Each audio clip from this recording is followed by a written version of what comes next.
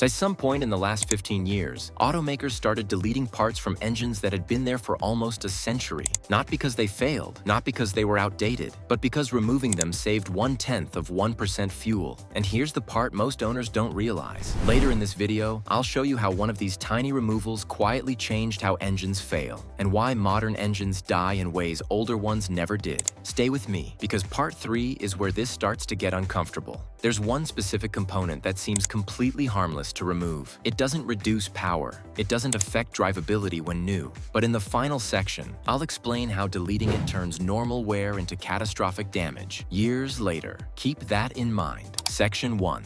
The war for 0.1%. To understand why engineers started removing parts that worked, you need to understand how fuel economy regulations actually work in the US. Automakers don't need massive gains. They need fractions. 0.1% here, 0.2 there, across millions of vehicles.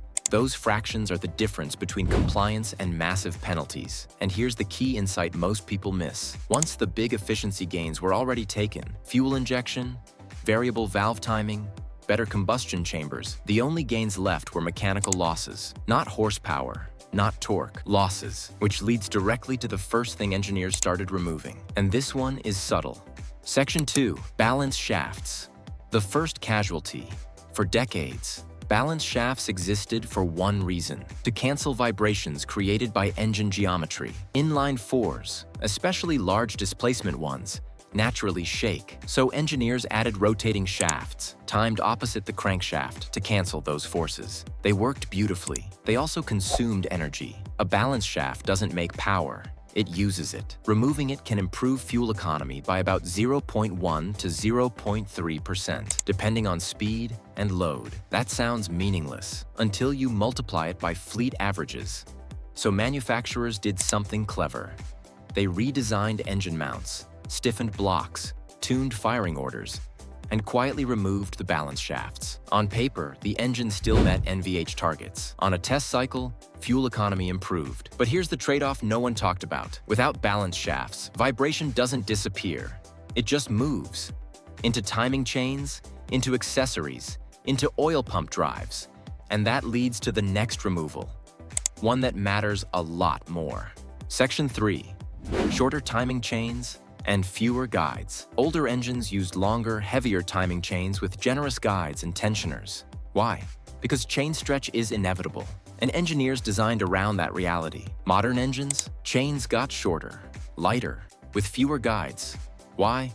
Rotational mass. Every gram removed from the timing system reduces parasitic loss. Less mass to accelerate, less drag. Again, 0.1%. But this change creates a domino effect. Shorter chains experience higher load per link. Fewer guides mean fewer damping points. And oil quality now matters far more than it used to. This sounds fine, until the engine ages. And when that happens, the failure mode is completely different than it used to be. Keep that in mind, because it connects directly to the component I teased earlier.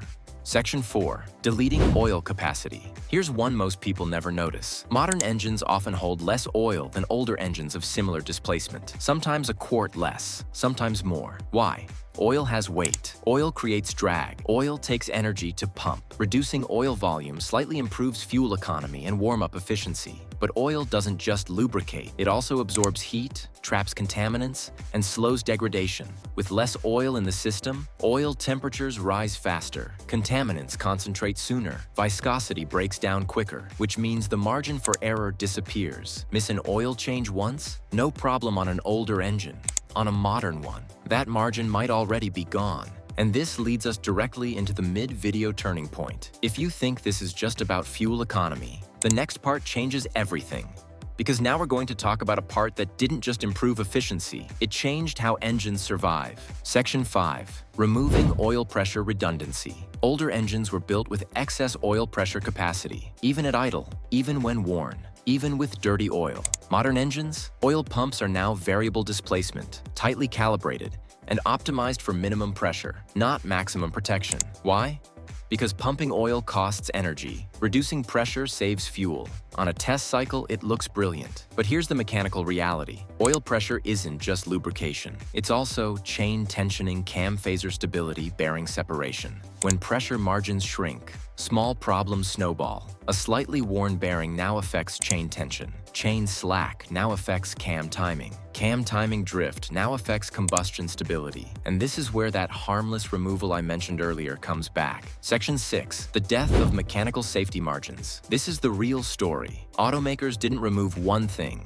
They removed redundancy. Older engines assumed oil would get dirty, parts would wear, owners would miss maintenance. Modern engines assume perfect oil, perfect service intervals, perfect operating conditions. That assumption saves fuel, but it also changes failure behavior. Instead of gradual degradation, you get sudden collapse. Instead of noise and warning, you get silence, then damage. And now we arrive at the late payoff. Remember the part I teased early on? That missing component wasn't a single part. It was engineering margin, the extra oil capacity, the longer timing chain, the balance shaft absorbing vibration, the higher baseline oil pressure. All of those masked small problems. When you remove them to save 0.1% fuel, you don't cause immediate failure. You remove forgiveness. That's why modern engines often fail, suddenly show little warning, die from secondary damage. It's not that engineers got worse. They optimized too tightly. And that's the trade-off no window sticker ever explains. Now here's the interesting part. After years of seeing these failures, automakers quietly started adding things back. Heavier chains, revised oil pumps, extra cooling paths. But not all of them admit it publicly. In the next video, I'll show you what engineers had to re-add after removing too much, and which modern engines quietly reversed course. Because the pendulum is already swinging back, and once you see what changed, you'll never look at fuel economy gains the same way again.